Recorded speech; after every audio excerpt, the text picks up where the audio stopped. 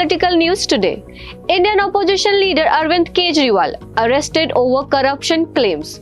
Arvind Kejriwal, Delhi's chief minister, a prominent opposition figure, has been arrested by India's financial crime agency over corruption allegation linked to the city's liquor policy.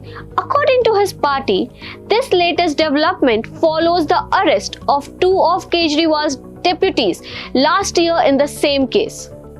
The Enforcement Directorate (ED) is probing claims that a liquor policy introduced by the Delhi government in 2022, relinquishing its control over liquor sales, unfairly benefited private retailers. CBI registers FIR against TMC leader Mahua Moitra in cash for query case on Lokpal's direction. CBI registers FIR against TMC leader Mahua Moitra in cash for query case on Lokpal's direction. Former Trinamool Congress MP Mahua Moitra is under investigation by the CBI following an FIR filed in the cash for query case prompted by the Anti-Corruption Ombudsman Lokpal Directive.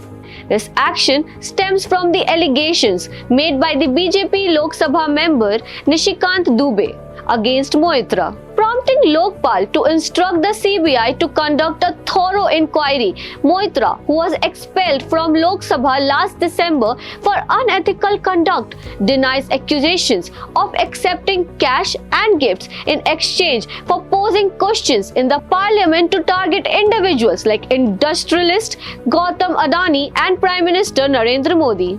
Delhi liquor policy scam. BRS leader K. Kavita likely to become government witness in the case, say sources. Kavita, daughter of BRS founder and former Telangana CM K. Chandrasekhar Rao, was arrested after a day of the questioning and a raid at her Hyderabad residence on March 15th.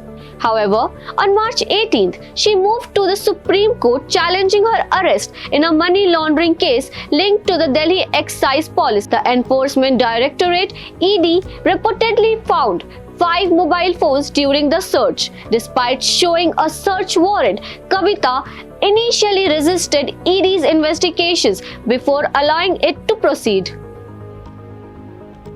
The ED's action came nearly 2 months after summoning the 45-year-old BRS MLC for questioning 3 times last year under the Prevention of Money Laundering Act.